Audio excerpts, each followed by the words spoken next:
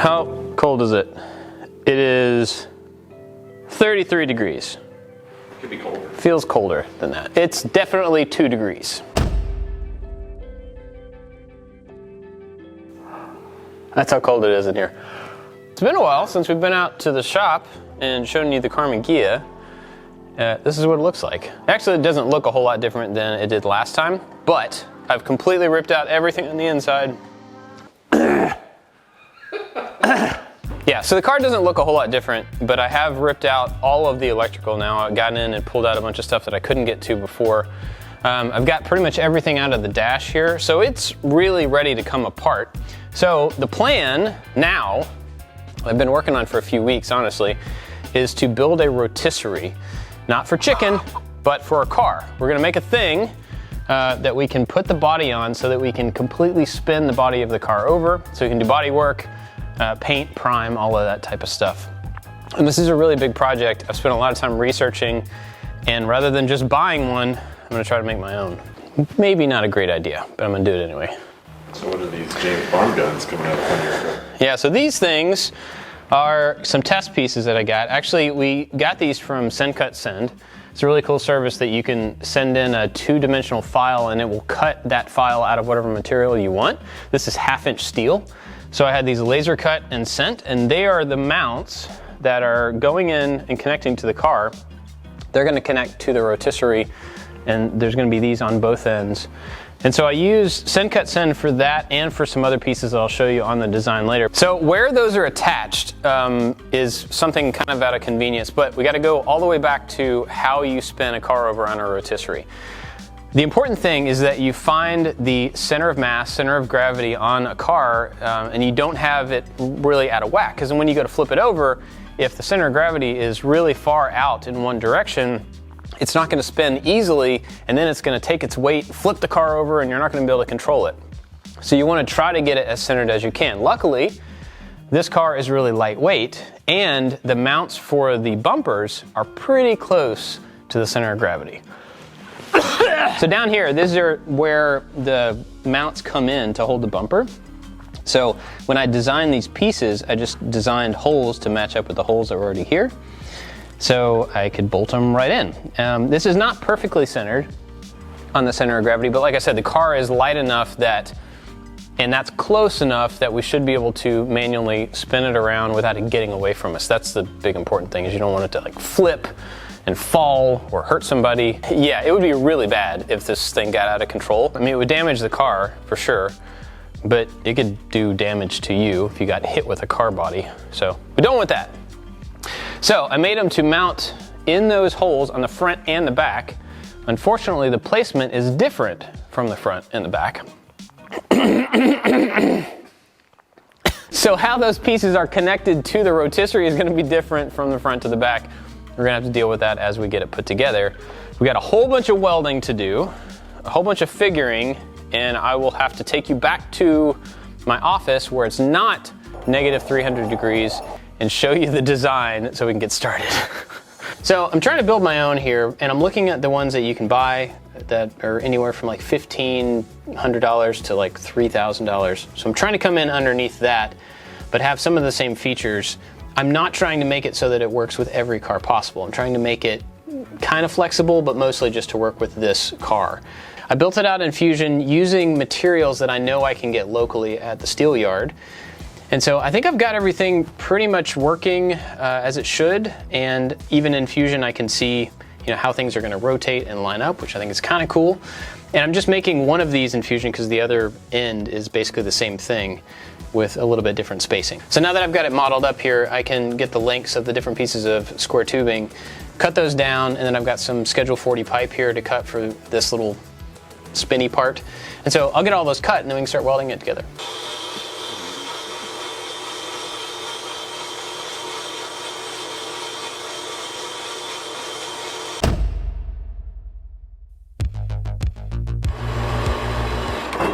That was 2 minutes of recording that.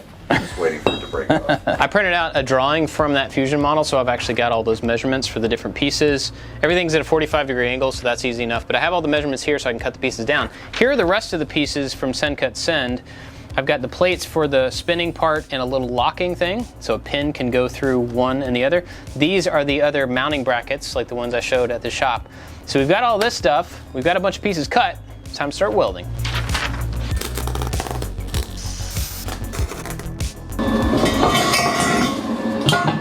I have to say, this is some of the ugliest welding I've ever done. That's because I'm using a lot of heat and a lot of wire to try to make sure I'm getting a lot of penetration on all these joints, because it has to be strong, it doesn't have to be pretty. Like me! Here's where we're at. I've got the base done, and then this part goes in here. And that's gonna go up and down to be able to lift the whole thing. And then in there, so this whole part can spin, that goes in. And as you spin it, you can put in a bolt to lock that, whatever position you want. So next up, I've got to take this collar and weld that to that so that it will spin like that. And then this whole piece goes inside that, like that. And then the whole thing will spin. It's really heavy. The thing I've come up with here is using a 3-ton flat bottom jack, meaning it doesn't have a clevis down here at the bottom. It has a flat bottom, so we can set it down here, and there'll be one on both ends. Get 2 people and jack this up, and eventually that will lift this. We've got about 24 inches of travel here, so we can get this pretty far up. Then within this whole assembly can go up and down as well, and we'll have bolts that will go through to pin that in place once it gets up. So actually, we're gonna have 2 of these jacks per each side. Okay, so that is gonna lift that once I get it attached to the car, and then jack up the big red one to take this entire assembly up even further so that it can spin and clear the ground. That's the plan. Hope it makes sense. We'll see if it turns out. Flat bottom jack sounds like an insult. Okay, so the thing is, I figured out that I have to make both of these at the same time, because if I weld these together and they spin and lock differently than the other end, it won't work. These have to be made at least in the same position vertically, which it would just be easier to do them at the same time.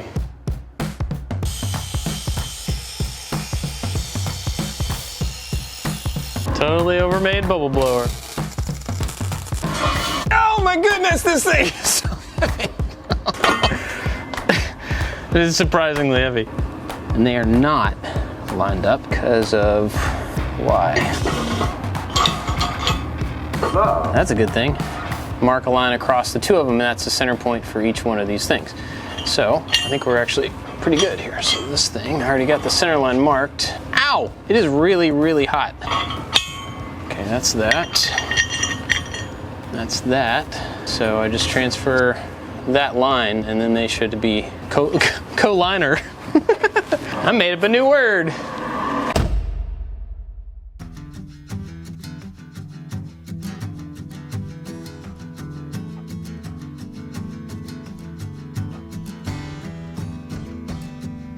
Got this one in here, and this is the one that I had to weld into place. So I put the brackets on the car because they're at like an angle. So then I got the whole thing centered, welded those, and so this is ready to actually be bolted on. But I did some other work I'm gonna show you on the other end, because that one still has to be put on the car. So instead of using the jack that I was planning on using underneath it, I made a little lift with a captive nut here. And so you can turn this and it will lift this entire assembly up and down in this little sleeve. So it just takes a while, but you can like actually lift it, and then once you get it into place, you can tighten these and it'll be locked in. So now this thing is ready to attach to the car. Oh, there we go. Finger tight's all you need, right? Oh yeah, that's good. Oh man, it is connected on the front and the back. Like it's ready to lift, I think. Almost. No, it's not. It's close. It's close. You got my hopes up. I'm excited. I'm excited. I got to tighten some bolts down. How's your confidence level at this point? I'm not confident in the flipping part. I think it's going to lift fine, but once to get it to turn like on its side, I don't know. It is locked onto this piece. Those are tightened down. These are loosened, so it can be lifted here locked in and then lifted here. But I have to do both ends kind of at the same time. Can you set the camera down and crank on the other end? Probably.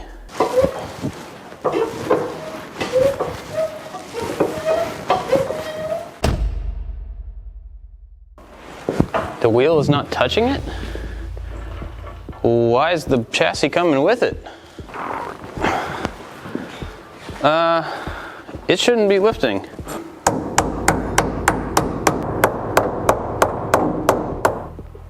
This is not a problem I thought I would have. It's not moving. It doesn't make any sense. That's completely off. What in the world? Anywhere I try to pry is going to bend something.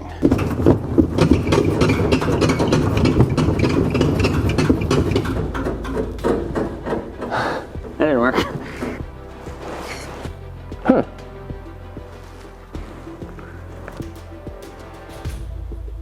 Okay.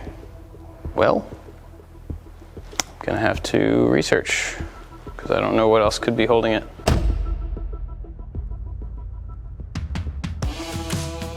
Found hidden bolts that I didn't know about, but at least I know where they are.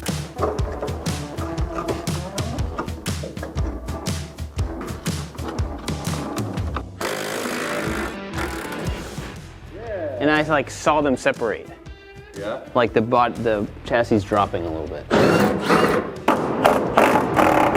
Woo, you see that?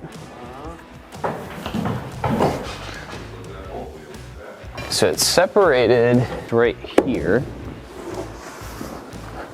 Means it's right there.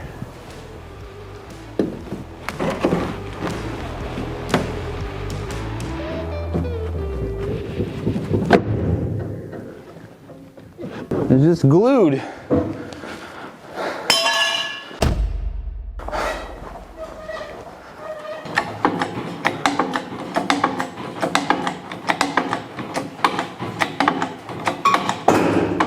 What was that? And as far as I can tell, there is nothing connecting the body to the chassis anymore. As far as I can tell. Am I the only one that thinks that this car looks dope lifted up? It does look Like an 8-inch lift kit. It's like a little more Mad Maxy for sure. Wow. Yeah.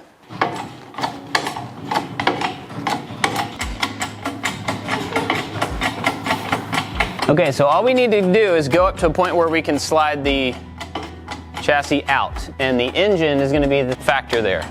So you tell me when the engine is out of that compartment. This is really scary from this view. Okay, the wheels are going to have to align themselves.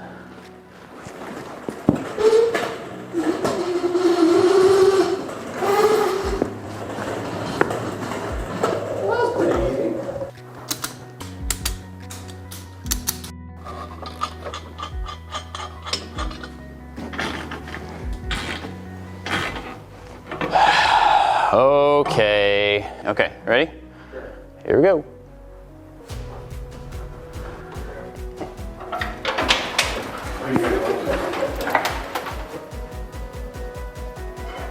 Oh, look at that. Holy snot, that's crazy. I am legitimately surprised that it works. I mean, I thought it might, but I also know that there are so many places along this thing that could fail. And I also didn't, even if we got it on there and lifted, I wasn't sure that we would be able to flip it, without it, I don't know, catching on fire, something, I don't know. Like walk out and close the door and then it just goes. Yeah, I can work on the roof pretty easily now. It's pretty cool. I don't even know, I mean, now I have a lot more work to do? I don't know. This was one of those like waypoints where it's like, oh yeah, someday I'm gonna build a rotisserie, someday I'm gonna be able to lift it and turn it, and then I can start doing body work. And this is done, so now I actually have to learn how to do body work. I mean, it feels pretty cool to have like a thing that I wanted to build that I didn't think I could build, and it's actually doing what it's supposed to do and nothing broke. But now I immediately just switched to looking down the road at the next milestone, at the next big work to do, and that is as intimidating as this was a few months ago. Yeah. See you next time.